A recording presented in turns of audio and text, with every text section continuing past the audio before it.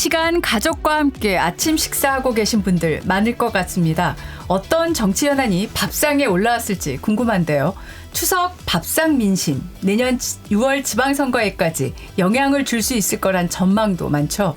지방선거 얘기 좀 해보겠습니다.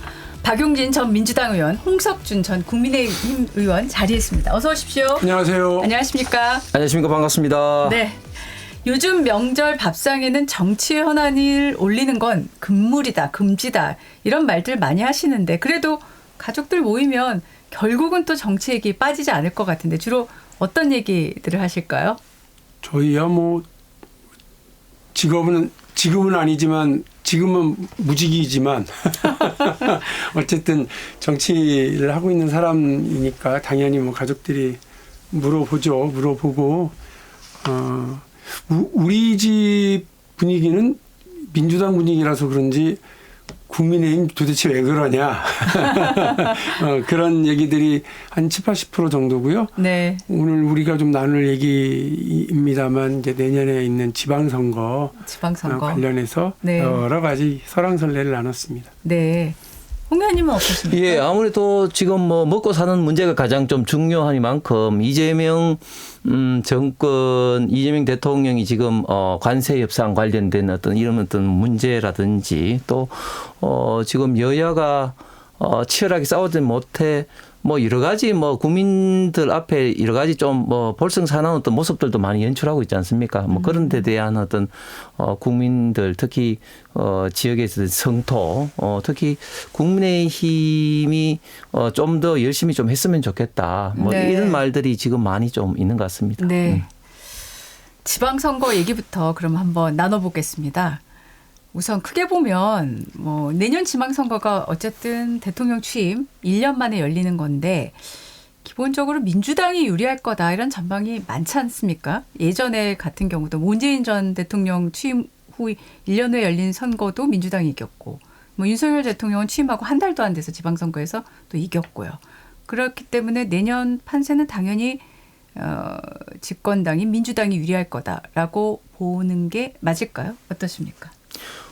그렇게 뭐 생각할 수 있죠. 특히 2018년도 지방선거에서 당시 이제 대구시와 경상북도를 제외하고는 이제 민주당이 이겼고, 당시 제주도 같은 경우는 이제 원희룡 지사가 무소속이었기 때문에, 그건 조금 제외한다면 그렇게 생각할 수 있는데, 근데 저는 그때 당시와 지금은 완전히 분위기는 좀 다르다고 봅니다. 분위기 다르다고 보는 뭐 몇 가지 근거. 첫 번째는 당시에 문재인 정부의 지지도는 한 70%대였습니다. 네네. 거기다가 여러 가지 어떤 그 남북 어떤 평화회담이라든지 그런 어떤 이벤트성이 절대적으로 민주당 후보에게 좀 유리했는데 지금은 이재명 대통령의 지지율이 50% 초중반이고 특히 또 민주당과 국민의힘 지지율 격차는 생각보다 많이 나지 않습니다. 격차가 거의 붙어 있는 그런 여론조사도 지금 나오고 있는 그런 면이 그때와는 분명히 다르다. 또 두 번째는 지방 그 자치단체장 선거는 어쨌든 현역 프리미엄이라는 게 큽니다. 왜냐하면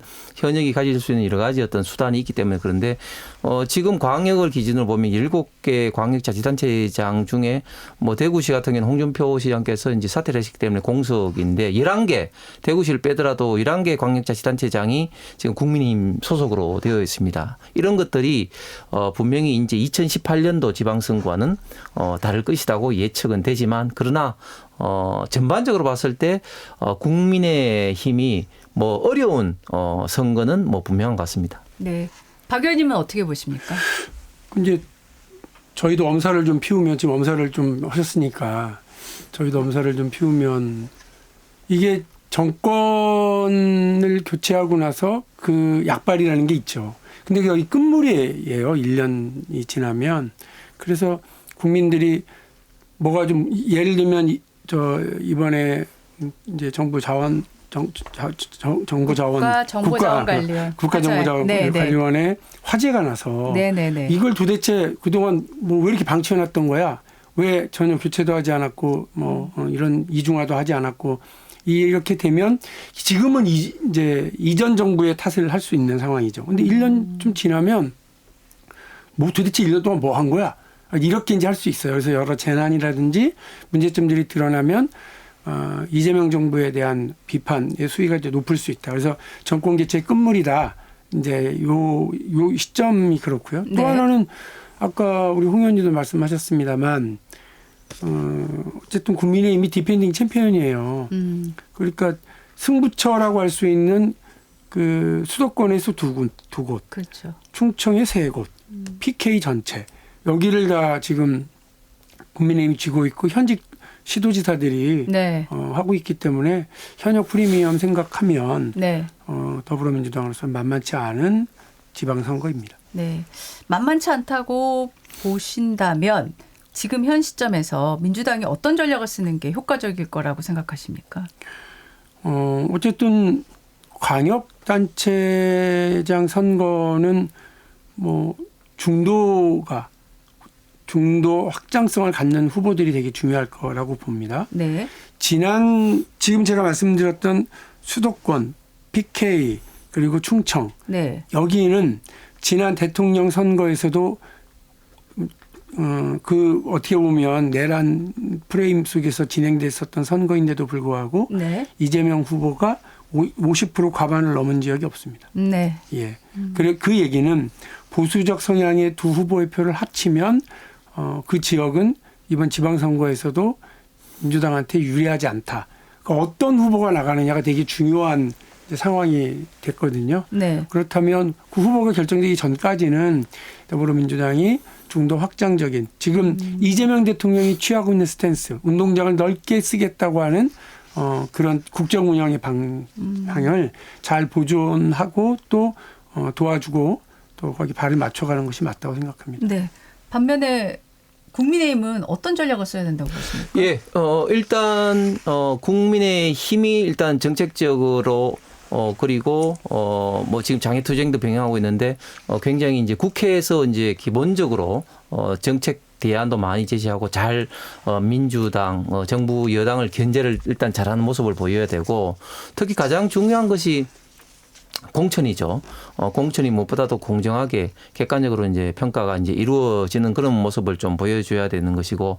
그런데 이번 같은 경우는 좀 전에 말씀드렸다시피 현역 광역자치단체장이 굉장히 많이 있기 때문에 아무래도 저희들 같은 경우는 현역 위주로 뭐 이렇게 갈 가능성이 많을 것 같고. 그다음에 이제 저희가 지금 이제 현역 국회의원이 절대적으로 부족한 권성동 의원을 빼면 지금 이제 106명밖에 지금 없기 때문에 현역 의원들은 사실은 좀 지나치게 지금 지방선거에 관심이 있으면 오히려 조금 국회에서 있던 대정부 투쟁에 있어서 좀 전열이 좀 흐트러지는 그런 어떤 우려도 좀 있을 수 있을 것 같습니다. 그래서 어떤 공정하고 객관적인 어떤 기준을 정하느냐 뭐 이런 점들이 가장 중요할 것 같고 결국은 지방선거는 정치인이기도 하지만 지역민들 를 이제 먹여 살리는 그런 어떤 그 일꾼이어야 되기 때문에 네. 어떤 그런 어떤 측면에서 좋은 후보들을 최대한 많이 발굴해서 공천하는 것들이 가장 중요한 과제가 아닌가 생각합니다. 네. 선거하면 결국은 이제 정책하고 인물인데 인물 얘기부터 먼저 하면은 일단 내년 지방선거 최대 격전지가 서울이다. 여기에는 네. 이론이 없으실까요? 아무래도 그렇죠. 네. 그러면 지금 이미 지방선거 관련한 각종 그 보도들 또 이야기들을 보면은 서울시장이 이제 누가 나올까를 갖고 많은 얘기가 오갑니다. 일단 지금 현재는 오세훈 시장이 하고 있는데 지금 민주당을 보면은 거론되는 분들이 많으세요. 민주당에서 제일 지금 나올 법한 인물 누구라고 생각을 하십니까? 이미 뭐 경선 레이스에 들어가 보신 분들이 많아서 누굴 것 같다 이렇게 얘기하는 거는 뭐 조금 적절치 않은 것 같고요. 네. 그 거론되는 사람이 많다는 건 그만큼 그 확실한 경쟁력을 갖추지 못했다는 반증이에요. 네. 그 더불어민주당이 제가 어디 뭐 당원 강연을 가거나 뭐 기회가 있을 때마다 말씀을 드리는데 민주당 지지층은 이상하게 오세훈 시장을 얕잡아 봐요. 되게 뭐 이렇게 비호감으로 이렇게 바라보고 하는데요. 객관적인 것만 제가 나열을 할게요. 오세훈 시장은 센 사람이에요. 그 20년 동안 서울시장이에요, 지금. 네 번을 하셨죠. 2006년에 처음 서울시장 됐잖아요. 네. 그러니까 내년까지만 한다고 그래도 20년을 서울시장을 하는 가장 그 인지도 높고 시정에 대해서 그 정확하게 파악하고 있는 사람입니다. 더불어민주당 쪽의 계열에서 강금실, 한명숙, 박영선, 송영길, 당의 기라성 같은 후보자들이 다 도전했는데 이겨본 적이 없고요. 민주당에서 키웠던 후보들이 아니라 뭐 만일에 고건, 뭐 조순, 그다음에 박원순 이런 분들까지 생각을 하면 어떻게 보면 밖에서 데려와서 겨우 이겼던 선거예요. 서울시장 선거가 쉽지 않고요. 오세훈 시장은 센 사람이다. 그렇기 때문에 최강의 후보, 최적의 상황을 만들어내는 일은 정말 어려운 거라고 하는 거는 더불어민주당 우리 지지자분들이나 서울의 당원들이 다시 한번 좀 정확하게 상황을 판단하시고 이길 수 있는 후보를 만들기 위해서 모든 전력을 다해야 될 거다 이런 생각만 말씀드립니다. 네, 국민의힘 쪽은 뭐 디펜딩 챔피언 지금 얘기를 하는데 오세훈 시장이 또 도전할 가능성이 있다고 보십니까? 아니면 새롭게 또 나설 분들이 있다고 보시는지 이 지금 국민의힘에서는 어떻게 가져갈 걸로 보실까요? 100%죠. 100% 도전을 오세훈 시장이 하시고 그리고 오세훈 시장은 숙명적으로 서울시장이 될 수밖에 없는 그런 숙명입니다. 옷이 아닙니까? 옷은 시장이 아마 될 것 같습니다. 그래서 그게 숙명입니까? 네. 저는 서울시장 선거가 사실은 굉장히 중요한 게 우리 대한민국 정치의 바로미터이기도 하고 다른 지방을 이기더라도 서울시장을 뺏기면 전체적으로 지방선거에서 이겼다고 할 수가 없을 만큼 정치적 상징성도 굉장히 큰 곳이죠. 그런데 지금까지 역대 서울시장을 보면 조금 전에 우리 박 의원께서 말씀하신 것처럼 민주당 계열에서 한 번도 이긴 적이 없습니다. 외부에서 수혈을 해왔을 때 이긴 경우는 있습니다. 단 수혈을 해온 경우도 박원순 시장 같은 경우도 당시 오세훈 시장이 학교 부산급식 때문에 중도 사퇴라든지 그런 아주 치명적인 악재가 있을 때만 사실은 좀 가능했던 지역이 과거에도 서울이었습니다. 그만큼 민주당으로서는 결코 쉽지 않고 지금 그리고 사람 면면을 봐도 지금 현재 민주당 의원들 중에서 도전하겠다는 그런 어떤 뜻을 밝혔던 의원들이 과연 오세훈 시장과 경쟁이 될까? 이런 것은 뭐 제가 국민의힘 소속이라 그런 것이 아니라 객관적으로 봤을 때도 일반적인 국민이라면 서울 시민이라면 쉽게 저는 좀 동의하기 어려운 어떤 그런 면들이 있을 거다. 그래서 인물 면에서도 오세훈 시장이 앞선다. 그리고 좀 전에 말씀드린 또 현역에 있던 강점도 있고 해서 저는 오히려 지금 현재 민주당의 원내 의원들보다는 원내에 있는 여기 계신 이제 박용진 의원이라든지 또 홍익표 의원이 더 어떻게 보면 중도 확장성이 더 있지 않나 하는 그런 좀 생각도 듭니다. 네. 민주당, 국민의힘 외에 다른 정당들, 네, 조국혁신당이라든가 개혁신당 여기서 나올 만한 후보자가 누군지 뭐 있다고 보시는지 어떻게 말씀해 주실 수 있을까요? 당연히 있을 수밖에 없죠. 이게 서울시장이라는 상징성이기 때문에 정당이라면 이것을 뭐 미리 포기할 수는 저는 결코 없다. 네. 그것은 정당이 아니라고 생각을 하는데 특히 조국혁신당 같은 경우는 100% 후보를 낼 겁니다. 그걸 통해서 그걸 레버리지로 삼아서 선거 협력을 하면서 다른 지역에 어떻게 보면 좀 지분을 뭐 요구할 가능성이 굉장히 많이 있다고 저는 보고 개혁신당 같은 경우는 지금 개혁신당도 후보에 있던 생각은 있겠지만 지금 이준석 대표, 이준석 의원과 또 오세훈 시장의 어떤 관계가 또 남다르기 때문에 후보를 낼 수 있을까 하는 좀 생각은 듭니다. 네. 개혁신당은 아마 전격 합당의 수순으로 갈 수도 있다고 봐요. 합당이요? 예, 물론 뭐 여러 가지 조건이 있고 산 넘어 산이겠지만 일단 지금 흔히 말하는 아스팔트 구구와 손을 끊는 거 그리고 그것을 가지고 합당 과정에서 재창당의 어떤 당명도 바꾸고 이런 모습들을 보이면서 나름 정치적 분식 행위를 하는 수가 있죠. 그래서 그렇게 하는 게 오히려 이준석을 지지하는 젊은층과 어떤 그 뭐 개혁신당 지지의 보수층 이 층도 한 10% 가까이가 되잖아요. 이 층들을 고스란히 지방선거에서 보수 후보를 지지하도록 만들어내는데 뭔가 역할을 할 거는 같고요. 그래서 저는 개혁신당 쪽 후보는 있을까 이런 생각은 이제 듭니다. 근데 다만 지금 조국혁신당의 경우에는 조국 비대위원장이 그 전에 합당은 없다 이렇게 지금 선언을 해놓은 상태잖아요. 네. 합당 없다고 이제 얘기를 했으면 후보를 내겠다. 홍 의원님 말씀하신 것처럼 뭔가 이렇게 후보 전술을 통한 양보를 받아내는 이런 것들은 있을 거는 같아요. 만일에 진짜 서울에서 승부 보겠다 이렇게 하면 조국 비대위원장이 직접 나와야 될 거예요. 근데 그것도 뭐 그렇게 만만치는 않은 상황인 것 같고, 그래서 아마 조국 혁신당은 이번 지방선거를 통해서 최대한 뭔가 실익을 추구하는 그런 방향으로 가지 않을까요? 이런 네. 생각이 들어서 네. 서울은 아마 양자 대결이 될 가능성이 크다 이렇게 봅니다. 네. 경기지사는 어떻게 보십니까? 경기지사 지금 현재는 김동연 지사신데 국민의힘 쪽에서는 누가 나올 가능성이 크다고 보시나요?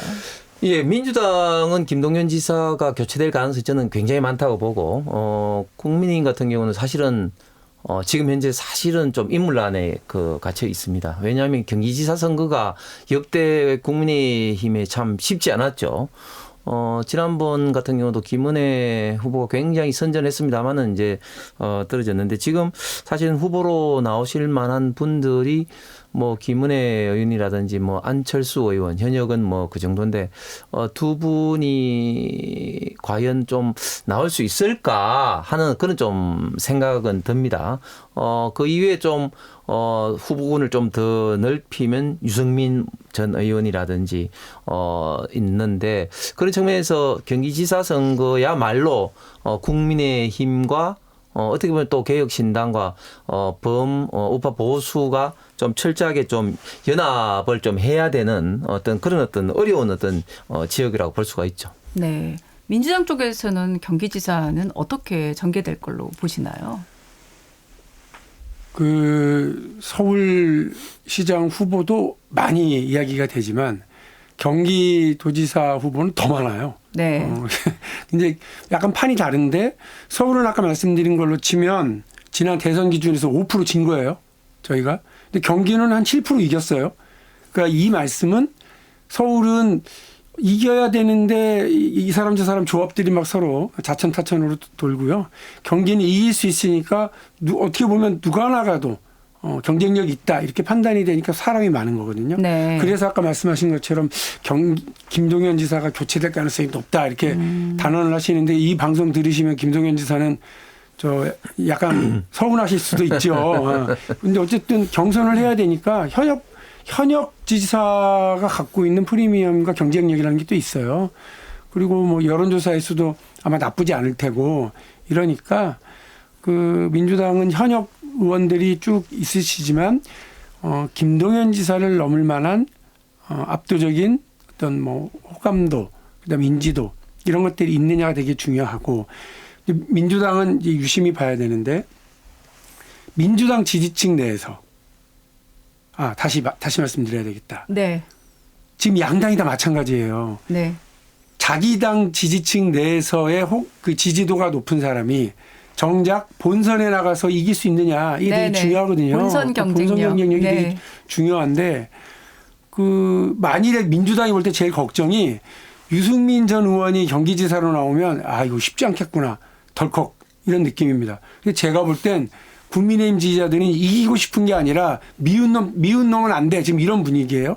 근데 민주당 지지층도 혹시나 경기도나 서울이나 이겨야 되는 지역에서 그렇게 우리 지지층들 구미에만 맞는 그런 후보로 나가서 본선 경쟁력은 뭐 신경 쓰지 않는다 그러면 지방선거가 어려워져요. 그러니까 그 부분에 대해서 당 지도부가 아마 고민이 깊을 거고, 또 우리 지지층들도 현명하게 판단을 좀 하셔야 될 거다는 생각을 합니다. 네. 양당이 다 마찬가지예요. 지금 어떻게 보면 센 목소리가 너무 당을 좌지우지하고 끌고 가고 있는 그리고 상황이에요. 대표적인 게 지금 추미애 법사위원장 아니겠습니까? 그러니까 계속해서 당의 어떤 강성 지지층의 어떤 뭐 호감을 끌기 위해서, 그리고 경기지사의 어떤 그런 생각이 있으니까 계속적으로 지금 법사위를 이렇게 아주 뭐 강성 위주로 이제 운영을 하다 보니까 자연스럽게 그게 민주당과 특히 이재명 대통령에게는 좋지 않은 그런 어떤 영향력으로 좀 가고 있는데, 사실 이게 개인의 어떤 지금 현재 위치와 당, 그리고 특히 대통령 이런 위치를 동시에 다 만족하기가 참 결코 쉽지 않은 상황입니다. 네. 지금 서울 경기 얘기를 했는데 조금 멀리 가볼게요. 부산 얘기를 좀 나눠보고 싶습니다.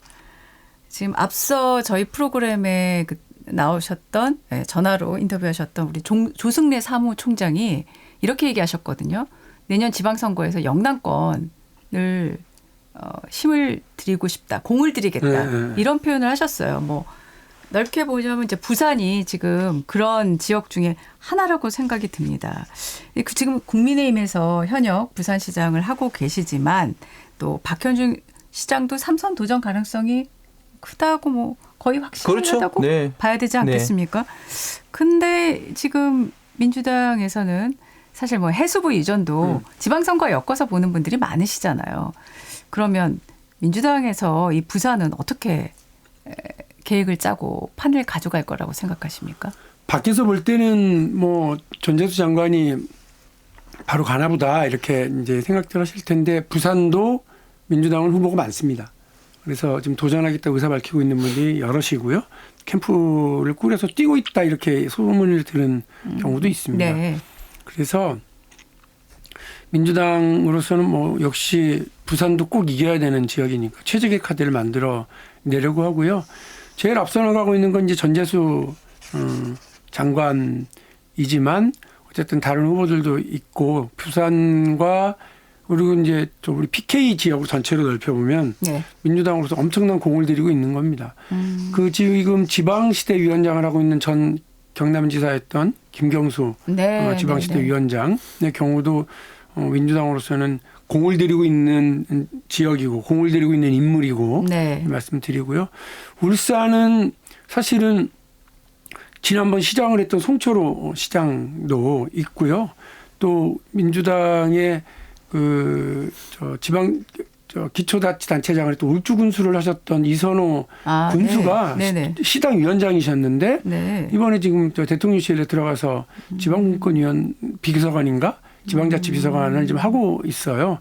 만일에 출마를 한다고 한다면 네. 그분이 출마를 한다고 한다면 어쨌든 민주당으로서는 PK 3개 지역에 아주 기라성 같은 사람들이 서로 경쟁을 하고 네. 그 경선 결과로 출마를 하게 될 경우에는 경쟁력이 있는 지역이 될 수 있다.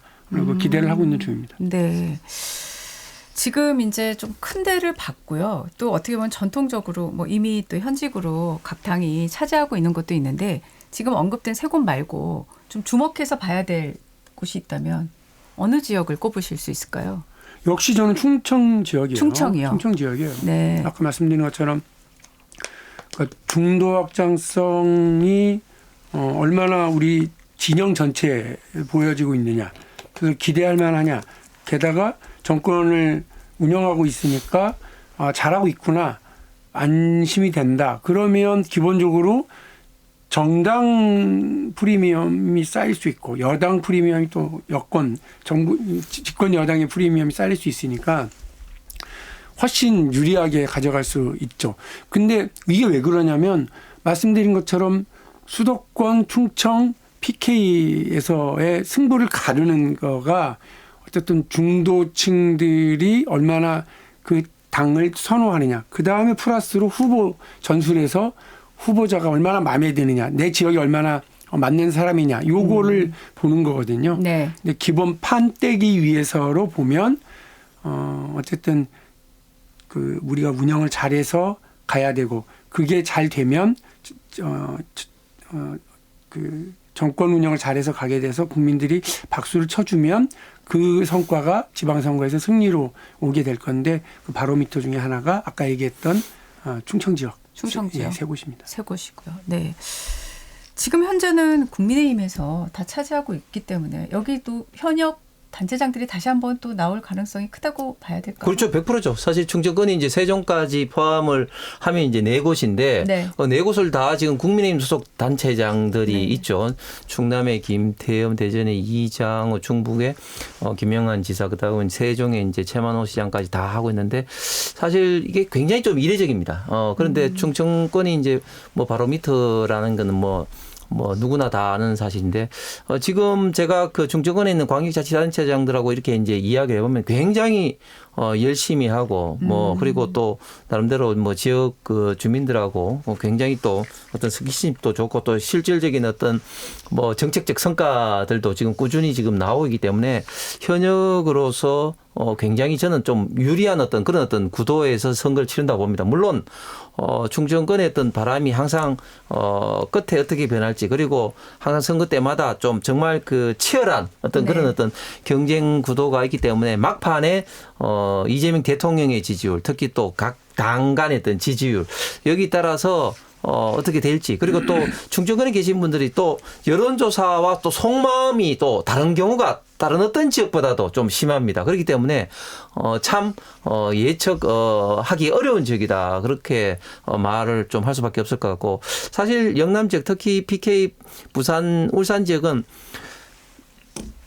여론이 붙었다 하더라도 결국은 막판에는 또 우파 보수가 이기는 경우가 지난번 총선에도 그렇고 광역자치단체장 선거에도 항상 좀 그래왔습니다. 특히 부산 같은 경우는 지금 전재수 장관이 해수부 장관, 특히 해수부처의 이전으로 사실은 뭐 여론조사상으로는 뭐 선전을 좀 하고 있지만 제가 볼 때는 결코 쉽지 않다. 왜냐하면은 역대 부산시장에서 민주당 계열이 이긴 게 2018년도 오거돈시장 한 번밖에 없고 네. 경남 같은 경우는 김두관, 김경수 지사 두 번밖에 없습니다. 그렇기 때문에 결코 제가 볼 때 민주당 계열에선 쉽지 않은 어떤 지역이다. 그렇기 때문에 결국은 캐스팅 보트는 충청권이다, 이렇게 말씀드리겠습니다. 강원권은 어떻게 보십니까? 지금 강원도가 국민의힘 김진태 지사가 있는데 여러 일이 있죠. 뭐 명태균 게이트, 레고랜드 사태 등등이 있는데 민주당 쪽에서 거론된 인물들 뭐 좀 다 아시는 인물들이 거론되고 있고요.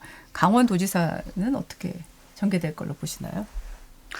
저희는 뭐 강원도도 역시 꼭 찾아와야 되는 지역이고요.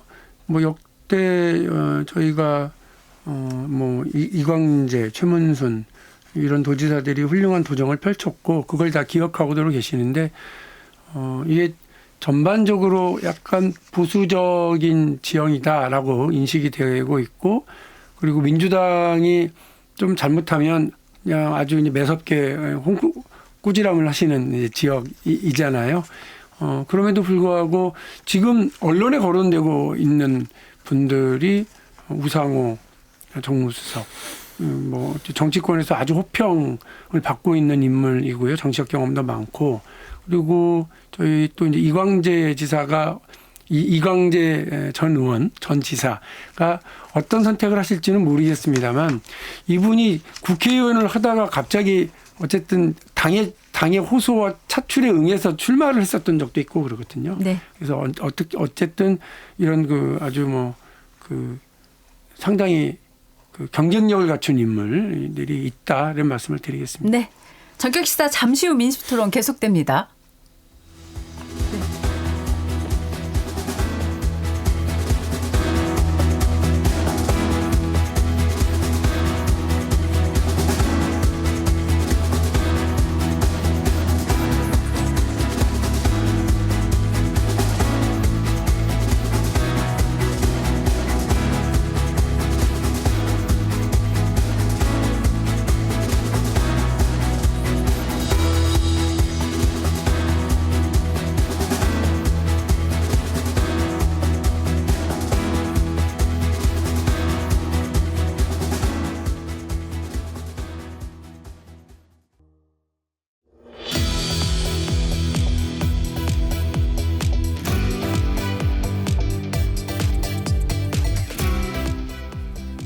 앞서서 언급됐던 여론조사 개요 말씀드립니다. 엠브레인 퍼블릭, K스탯 리서치, 코리아 리서치, 한국 리서치가 지난달 29일부터 이달 1일까지 만 18세 이상 남녀 1,003명을 대상으로 진행한 전국 지표조사 결과 이 대통령의 국정 운영 긍정평가는 57%로 나타났습니다. 자세한 내용은 중앙선거 여론조사 심의위원회 홈페이지를 참조하시면 됩니다. 네. 자, 토론 또 이어가겠습니다. 강원도 얘기를 하고 있었습니다. 지금 이제 민주당 쪽 흐름에 대해서 박 의원님께서 얘기를 해주셨는데 홍 의원님 국민의힘 쪽의 흐름은 어떨까요? 예, 강원도에 지금 우상호 그러면 이광재 전 지사는 굉장히 좀 저는 경쟁력이 있다고 생각합니다. 그런데 지금 김진태 현 지사도 굉장히 지금 잘하고 있거든요. 좀 전에 앵커께서 말씀하신 레고랜드라든지 이런 거는 사실상 김진태 지사의 작품이 아니라 이제 그 최문순 전 지사였던 그런 어떤 네. 일이었는데 지금 현재는 김진태 지사가 뭐 잘 마무리하고 있고 근데 유독 김진태 지사가 민주당으로부터 여러 가지 어떤 표적 공격은 많이 당하는 것 같아요. 대표적으로 이번 그 이재명 대통령 또 강원도 순방 갔을 때 현직 지사가 이야기하려고 하는데 그 발언조차도 대통령이 됐어요 하면서 딱 자른 것을 보면서 아 김진태 지사가 정치권에 있을 때 좀 강하게 했기 때문에 민주당으로부터는 좀 표적이 되는구나 이런 좀 네. 생각도 했는데 강원도가 또 전통적으로 우파 보수 출신의 도지사들이 굉장히 많았습니다. 네네. 그래서 제가 볼 때는 강원도도 민주당으로는 결코 좀 쉽지 않을 어떤 그런 선거가 될 거라고 생각합니다. 네. 다른 지역 얘기도 좀 해보고 싶습니다. 경북도지사 그리고 대구시장 많이들 또 관심을 가지세요. 네, 거론되는 분들이 또 최근에 많이 보도에도 올라오고 있고요. 어떻게 보십니까? 예, 경북도지사 같은 경우는 좀 이철우 현 지사였던 건강이 좀 관건일 것 같습니다. 이철우 지사가 사실 건강이 좀 안 좋다는 그런 어떤 이야기가 돌면서 많은 도전자들이 좀 있었는데 뭐 현재는 이철우 지사가 뭐 건강 95% 회복했다고 말씀을 하시면서 에이펙 준비도 아주 뭐 열정적으로 하고 계시고 얼마 전에 뭐 국회에도 다녀가셨기 때문에 과연 이철우 지사의 어떤 건강이 어떻게 될지가 관건일 것 같고 대구시장은 아무래도 현직 시장이었기 때문에 지금 뭐 도전자들이 이렇게 저게 자천타천 많이 있는데 결국은 뭐 어느 정도 기간이 지나면은 뭐 정리가 되지 않을까 생각을 합니다. 네. 아까 말씀드렸지만 조승래 사무총장이 영남 지역에 대한 얘기를 강조를 하셨거든요. 이번에 선거에서 지방선거에서 네. 이 영남권은 네, 뭐 지금 말씀드린 뭐 경북지사, 대구시장, 민주당에서는 어떻게 할 걸로 보시나요? 어려운 지역 민주당에게는 어려운 지역이라고 하는 거는 역대 선거 결과를 보더라도 쉽게 뭐 다들 아실 테고요.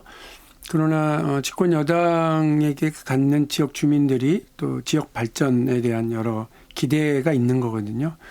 그 민주당이든 국민의힘이든 아주 뭐 압도적이고 일방적인 지지를 받는 지역에서는 유독 지역 경제 상황이라든지 지역 발전에 대한 어떤 기대를 충족 못하고 있는 게 사실이거든요. 이제 민주당이 여당으로 정부 여당 이제 집권 여당으로서 정부의 어떤 운영에 그 지역 발전에 큰 역할을 할 수 있다. 여기에 많은 지역 주민들이 기대를 하실 것 같고요. 또 대구나 경북의 주민들이 지역의 저발전 상황을 극복하기 위해서 민주당이 어떤 보따리를 들고 올 거냐. 그리고 그거를 좀 이렇게 개런티할 만한 그런 인물이 누구냐. 이거를 이제 보실 것 같고요. 민주당에서 제가 알기로 대구는 이제 홍일학 전 대구 부시장, 네, 그리고 이제 민주당에서 의원도 이제 하셨던 분이고요. 이 홍일학 의원님이 예, 되는 거. 그리고 지역에 또 많은 분들은 김부겸 총리가 한 번 더 역할을 해주시는 건 어떠냐. 네. 이제 본인은 펄쩍 뛰는 걸로 알고 있습니다만 네. 이게 있다. 이런 말씀을 이제 드리고요. 경상 이제 경북 같은 경우에 권오을 보훈부 장관의 역할론도 네. 있습니다.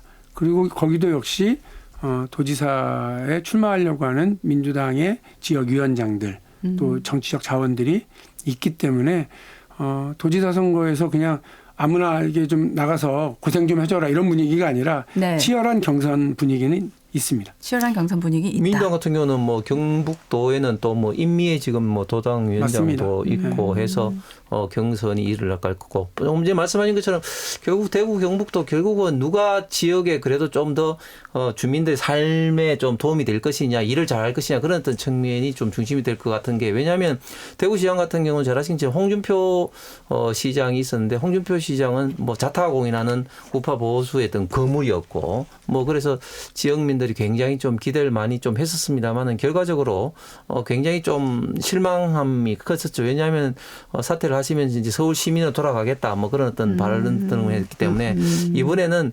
실질적으로 대구를 위해서 경상북도를 위해서 일을 잘할 수 있는 사람 어떤 실무형을 찾을 가능성이 저는 많다고 봅니다. 실무형을 찾을 가능성이 있다. 네네. 광주 전남지사 뭐 어떻게 보십니까? 여기는 뭐 지금 현직인 분들이 그대로 다시 재출마하시고 이렇게 진행될 걸로 보실까요? 민주당에서 지금 제일 뜨거운 후라이팬이 지금 그 세 곳입니다. 호남 지역. 그래서 전북도지사 김관영 그리고 전남도지사는 김영록, 광주는 강기정 시장 이렇게 세 분이 있는데 이분들 모두 다 어쨌든 역할 잘하고 있고요. 그 박수를 받고 있기는 한데 제가 왜 여기 가장 뜨거운 프라이팬이냐고 얘기하느냐면 재선을 허락한 경우가 많지 않고 네. 지금 강기정 초선 그다음에 김관영 이제 초선이십니다. 이 김영록만 이제 3선에 도전하는 이런 상황인데 지역이 이제 호락호락하지 않고 재선을 잘 이제 열어주질 않는 분위기들이라서 오히려 현역들이 더 불안해하고 있는 게 사실이에요. 네. 그러니까 더 열심히들 뛰고 있고요. 도전자는 뭐 한 이름을 대충 불러도 한 10명씩 있어서 제가 지금 여기서 다 못 불러드립니다. 혹시라도 한두 명 빠뜨리면 큰일 날까 봐서. 예. 이제 현역들 세 분만 말씀을 드리는데 그만큼 민주당으로서는 경선이 당내 치열한. 경선이 이제 본선이다 이렇게 생각할 만큼 압도적인 어떤 지지율이 있고 네. 아쉬운 건 이제 국민의힘한테 좀 제가 아쉽다는 말씀을 드리는데 잠깐 이준석 의원이 이제 국민의힘 대표 시절에 이른바 호남 쪽을 공들이는 이런 노력과 언급을 많이 했어요. 그리고 그렇게 배려해서 그 지역의 사람을 좀 키우려고 하는 노력들도 좀 했고요. 민주당은요 그 노력을 30년 가까이 하고 있습니다. 그러니까 지금 PK에서 해볼 만하다 그러고요. PK도 경선을 거치지 않으면 후보 결정이 안 날 겁니다. 이런 분위기인데 호남에서는 보수정당, 보수정치 세력에서 호남에서는 거의 그런 정성을 기울이질 않았어요. 이정현 의원 정도가 순천에서 했지만 그 아주 특이한 경우처럼 이제 보이고요. 그 뒤를 이어서 광주에서 전북에서 전남에서 이 지역은 내 지역이야. 그리고 나는 여기서 뼈를 묻을 거야라고 하고 후배들을 키우고 지역 주민들의 믿음을 얻는 과정이 너무 없으니까 이거를 그냥 겉으로만 보고 야 그래도 우리 저 경상도 지역에서는 영남 지역에서는 민주당 쪽에다 후보들한테 40%도 주고 30%도 주고 이러는데 어떻게 호남은 이럴 수가 있어? 심한 거 아니야? 이렇게 얘기하면 안 된다. 이거는 그 주체들이 얼마나 희생을 하고 준비를 했었느냐가 되게 중요한데 국민의힘은 민주당이 30년 동안 그 영남 지역에다 쏟은 노력, 열정, 지야말로 그 땀과 눈물에 비하면 너무 정성을 안 쏟아서 그런 거지. 뭐 호남의 우리 유권자들이 아주 이렇게 그 지역 감정이 지역주의적인 이런 망령에 사로잡혀 있는 건 절대 아니다. 이 말씀 다시 한번 드립니다. 이렇게 유권자들의 마음까지도 얘기를 하셨는데 예, 저도 뭐 박 의원 말씀에 전혀 동의하고 사실은 호남이 굉장히 좀 우파 보수 정당으로서는 전통적으로 어려웠던 지역이고 사실 국회의원만 하도 전남의 이제 이정현 의원 그리고 전북의 이제 정운천 의원 정도만 이제 배출을 좀 했었죠. 그래서 저희들도 호남 동행 의원 제도라든지 해서 제가 맡고 있었던 이제 그런 지역도 뭐 많이 가봤지만 어쨌든 굉장히 좀 어려운 지역이고 정당 지지율도 사실은 10% 내외입니다. 그리고 지난번 윤석열 전 대통령 때 저희들이 굉장히 기대를 했었는데도 뚜껑을 여니까 한 15%. 이번에도 김문수 후보도 한 10% 정도 내외였기 때문에 사실은 10% 내외 좀 받기는 결코 쉽지 않은 지역이다. 그래서 그런 어떤 정당의 불리한 갭을 뚫고 결국은 이제 인물 경쟁도 해야 되는데 사실은 정당이 그렇게 정당 기반이 약하면 또 좋은 인물들을 모셔오는 것도 결코 또 쉽지도 않은 것이 현실입니다. 그렇기 때문에 이번에도 뭐 굉장히 좀 호남 지역에 이제 후보를 내기 위해서 당이 여러 가지로 좀 노력을 좀 해야 될 것 같고 그럼에도 불구하고 결코 저희들이 이제 포기를 또 해서도 안 된다. 왜냐하면 전국 정당을 지향하는 국민의힘이 어렵다고 해서 포기를 결코 좀 해서는 안 될 것 같고 그곳에서도 정말 어려운 가운데에서 열심히 하고 계시는 당원들과 당협위원장이 분명히 계시고 앞으로 더 국민의힘이 이 부분에 대해서 좀 노력도 당연히 더 많이 좀 기울여야 된다고 봅니다. 네. 광역자치단체장 위주로 좀 말씀을 나눠봤는데 그 내년 6.3 지방선거에서 그 선거를 좀 압도할 의제가 뭐가 될지 한번 말씀을 나눠보고 싶습니다. 나경원 의원이 저희 프로에 출연을 해서 지방선거는 결국 정권평가의 선거가 될 것이다. 또 경제 그리고 이른바 민주당의 제도 파괴, 민주주의 파괴에 대한 심판이 있을 것이다. 이렇게 말을 했는데 어떻게 보십니까, 홍 의원님? 예, 저도 전적으로 동의합니다. 첫 번째 일단은 지방선거라는 게 저는 크게 보면 두 가지. 하나는 국가적인 어떤 그 아젠다가 될 거고 두 번째는 지역 개발 이슈가 될 겁니다. 국가적인 아젠다라면 결국은 지금 현재 관세 협상을 중심으로 해서 결국은 지금 현재 그 대한민국 전체 경제 어떤 상황이 어떤지 그리고 정치 상황이 어떤지 이런 것을 이제 볼 수밖에 없는 그런 어떤 상황인데 지금 이재명 정권 민주당이 들어와서 듣도 보다 못한 일들이 계속해서 지금 생기고 있습니다. 조희대 대법원장을 중심으로 해서 사법부를 이렇게 흔드는 정권, 이렇게 흔드는 정당을 본 일이 없는데 뭐 이런 것들이 전부 다 이재명 대통령의 어떤 사법 리스크 내지는 민주당의 일방 어떤 독주에 의한 이런 것이 아닌가 생각이 들고 검찰청 폐지라든지 이런 여러 가지 사법 제도가 변천됨으로써 저는 엄청나게 많은 실질적인 어떤 문제점들이 발생하리라고 생각을 합니다. 이런 것들이 지방선거에 당연히 이슈가 좀 될 수밖에 좀 없을 것 같고 지역 개발 관련해서는 결국 이제 인물론과 이제 관계가 좀 될 수밖에 이제 없기 때문에 이런 측면에서 각도 지역마다 지금 이제 둘러싸고 있는 여러 가지 좀 이슈가 굉장히 많이 다르죠. 지방 같은 경우는 굉장히 지금 경제가 지금 안 좋은 그런 어떤 상황이기 때문에 이런 상황들을 어떻게 본인들이 돌파할 수 있을 것인가를 후보들이 결국은 주민들한테 좀 호소할 수밖에 없을 것 같고 또 수도권은 지방보다는 좀 다른 어떤 그런 어떤 경제 전략, 교통, 복지, 교육, 문화 이런 측면에 대해서 주민들에게 시민들에게 이야기를 누가 더 효과적으로 누가 더 설득력 있게 이야기하느냐 하는 것이 승패의 관건이 아닌가 생각합니다. 네, 민주당에서는 네. 지방선거 이슈가 뭐가 될 거로 보고 계실까요? 정권에 대한 평가가 제일 중요하다고 저는 보고요. 단어로 하나 표현하라 그러면 세금이에요. 세금. 예. 그 관세 미국과의 관세 협상도 세금에 관련된 문제이고요. 부동산과 관련된 문제도 마지막 남아 있는 게 공급을 넘어서서 이제 세금으로 할 거냐 말 거냐이거든요. 이게 진짜 중요한 문제인 게 우리가 역사를 보더라도요. 세금은 혁명의 도화선이에요. 미국의 독립전쟁, 그렇죠. 독립혁명 그렇죠. 영국의 명예혁명도 그렇죠. 프랑스 대혁명도 다 세금 때문에 시작이 된 거고요. 그런데 정권 운영, 지방선거에서도 역시 이건 되게 중요한 핫 이슈다. 네. 만일의 부동산 문제와 관련해서 네. 뭐 강남 3구에서의 문제라고 보면 안 된다. 이거를 강남 3구는 공급의 문제 또 어떤 뭐 토지거래 허가제의 문제 이런 등등으로 볼 수도 있지만 이게 이제 세금으로 확 올라가게 될 경우에는 네. 전국의 이슈로 가버리거든요. 그렇죠. 네. 그래서 저는 이거 정말 예민하다.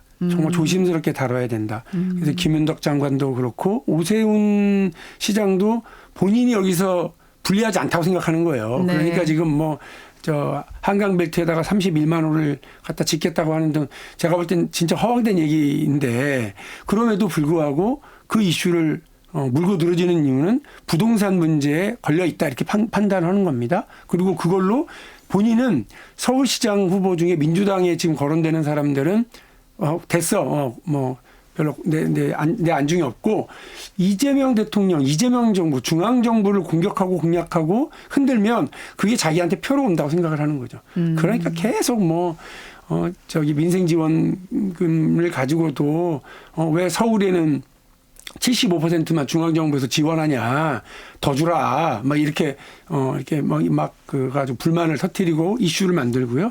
그리고 이제 부동산 문제에 막 뛰어들고 이러는 게 다 이제 본인의 어떤 전략이거든요. 근데 다른 지역도 마찬가지일 거다. 그래서 이 세금의 문제로 이 정부가 관세 협상을 잘 마무리했다. 세금의 문제로 부동산과 관련된 부분도 국민들에게 뭔가 좋은 점수를 얻었다. 이게 기준점이 될 거다. 그래서 매우 유익 있게 봐야 된다. 국정 운영을 잘하는 거, 정부 운영을 잘하는 게 이제 관건이 될 거예요. 3대 특검권은 내년 지방선거에서 어떻게 작동할 걸로 보십니까? 일단 그 특검의 기간이 뭐 올 연말 기준으로 해서 거의 대부분 끝나니까요. 그때까지 이슈고 그 다음에 이제 재판으로 들어가기 시작하면 기소되고 재판으로 들어가기 시작하면 관심에서 조금씩 사라질 거라고 봐요. 그래서 지금 국민들께서 좀 이렇게 민주당이 좀 거칠게 하고 있는 거 아니냐, 너무 공격적으로 하고 있는 거 아니냐 이렇게 보는 분들이 계시는데 그런 부분은 약간 2순위, 3순위 정도의 의제로 가라앉을 가능성이 있습니다. 3대 특검이 처음 시작할 때는 사실은 3대 특검으로 인한 여러 가지 어떤 이슈들, 특히 확인되지 않은 어떤 카드라 어떤 통신이 언론에 확대 재생되면 국민의힘이 아주 뭐 치명적인 타격을 입을 것이다. 특히 민주당 같은 경우 이걸 최대한 정쟁으로 활용해서 지방선거에 유리하도록 끌고 갈 것이다. 이렇게 예상을 했고, 그래서 애초에 합의된 특검 기간까지도 이제 연장을 하고 인원도 뭐 110명이라는 뭐 초메머더 검사진으로 출발했음에도 더 지금 이제 인원을 좀 늘리겠다고 하는 거 아닙니까? 그래서 파견된 어떤 특검 검사들도 여기에 대해서 공식적으로 이제 기간 연장이라든지 이런 것을 반발하면서 빨리 복귀를 하겠다 이렇게 좀 이렇게 하기도 했는데, 근데 이제 이런 게 계속해서 뉴스는 나오지만 사실은 이게 좀 식상한 이슈가 되어버렸습니다. 그리고 이게 좀 지나치면 지나칠수록 우리나라 국민들이 참 합리성보다는 좀 감정에 약하고 또 동정에 약한 게 우리나라 국민들의 좀 특징인데, 지금 뭐 윤석열 대통령에 대해서 부정적인 생각을 갖고 있는 국민들이 있지만 재판정에 나온 어떤 모습에 어떤 초췌한 모습이라든지 이런 것들이 부각이 된다면 오히려 의도와는 다르게 민주당에 좋지 않은 방향으로 갈 수도 있다. 애초에 기대를 굉장히 많이 했는데 지금은 그 기대가 점점 작아질 뿐만 아니라 오히려 좋지 않은 방향으로 갈 수도 있다고 생각합니다. 사법개혁권은 어떻게 작동을 할까요? 내년 지방선거에. 제가 민주당의 우리 지도부나 민주당의 의원님들한테 좀 부탁을 드리는 게 그 국민들에게 박수 받는 개혁이 중요한 거거든요. 그러니까 그 훌륭한 의사는 단칼에 수술하질 않잖아요. 무조건 베버려요? 다 잘라? 그러진 않잖아요. 섬세하게 합니다. 디테일하게 섬세하게 합니다. 그게 개혁입니다. 개혁인 그래서 혁명보다 훨씬 어렵고, 그리고 그 후유증이 대신 적은 그 국민들을 더 편안하게 만드는 과정이기 때문에 훌륭한 의사의 수술 솜씨를 국민들이 믿고 맡길 수 있도록 그런 신뢰를 주는 게 되게 중요하거든요.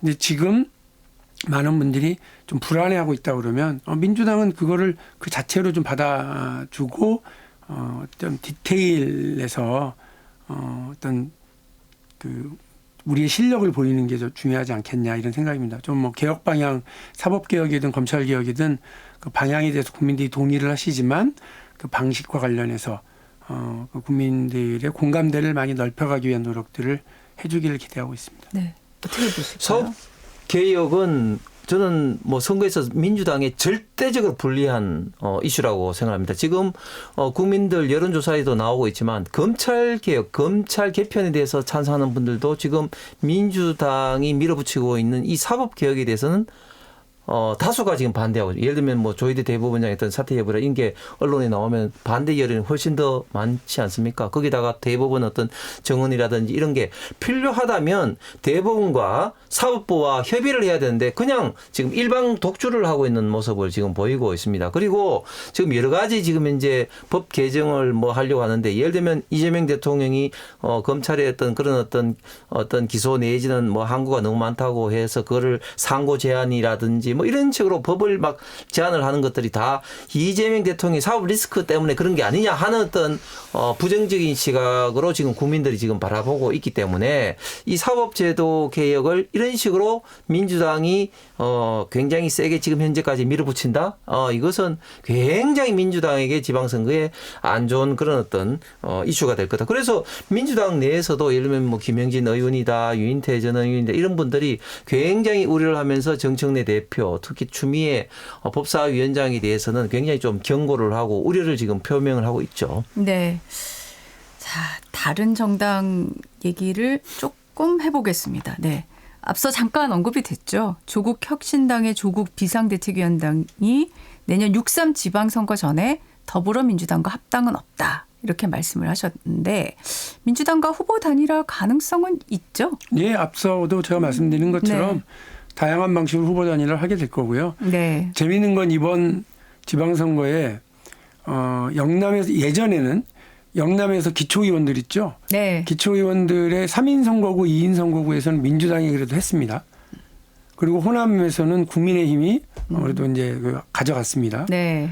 근데 이번에는 양쪽 다 아마 어려울 수 있어요. 있다. 그다음에 이제 광역에서의 비례도 양쪽 다 어려울 수 있다. 그게 무슨 말이냐면 만일에 조국혁신당의 경우에 네. 지난번 총선 때처럼 그런 기세로 지방선거를 치른다 그러면 호남에서는 국민의힘의 자리를 대신할 거고요. 또 영남에서도 혹시 몰라요. 민주당보다 더 가져갈 수도 있고요. 개혁신당도 역시 마찬가지. 개혁신당도요. 예, 이제 비례 자리라든지 이제 그 2인 선거구에서의 한 자리 혹은 3인 선거구에서 한 자리 무조건 가져갈 수도 있죠. 네. 이런 것들 눈여겨 볼 필요가 있습니다. 그래서 그러면 만일에 합당 과정을 거치지 않는다 그러면 지방 자치에서는 다당제 씨앗이 뿌려지는 시작이 될 수 있습니다. 홍 의원님도 같은 생각이십니까? 예, 같은 생각입니다. 그런데 조국 혁신당의 어떤 영향력은 굉장히 많이 좀 줄 것 같습니다. 왜냐하면 이번에 성추행 이번 사건으로 인해서 조국 혁신당의 어떤 정당 어떤 이미지가 굉장히 지금 부정적으로 바뀌는 어떤 그런 게 있고 그래서 조국 대표 관련돼서도 사실은 대권 어떤 후보에서도 사실은 생각보다 지금 이제 여러 가지 지지율로서도 그렇게 좋지 않은 그런 어떤 상황이 됐기 때문에 사실 조국 혁신당은 사실은 뭐 조국 대표 조국 원장을 빼고서는 지금 이야기가 안 되지 않습니까? 그런데 그런 분이 지금 현재 그런 부정적인 이슈에 지금 매몰돼 있기 때문에 생각보다는 지방선거에서 영향력이 저는 미미할 거라 보고 그럼에도 불구하고 영향력이 어느 정도까지는 이제 있을 겁니다. 개혁신당과 더불어서. 자, 여기서 또 가장 큰 변수가 개혁신당도 마찬가지지만 특히 조국혁신당 같은 경우 어떤 형식으로 민주당과 이제 선거 연합을 할 것이냐, 뭐 어느 자리를 요구를 하고 어느 자리를 이제 주고받을 거냐 여기에 따라서 이제 선거 결과가 좌우가 될 것입니다. 네, 선거 연합 얘기를 했는데 국민의힘은 선거 연합할 가능성은 없습니까? 선거 연합할 가능성이 있죠. 그런데 그것은 전적으로 이제 개혁신당의 이제 이준석 의원의 이제 생각에 좌우가 될 텐데, 좀 전에 박 의원님께서 말씀하신 것처럼 뭐 저희는 선거 연합과 아울러서 또 합당의 가능성도 있을 수 있을 것 같고, 네. 그래서 아직까지는 좀 시간이 있기 때문에 네, 네.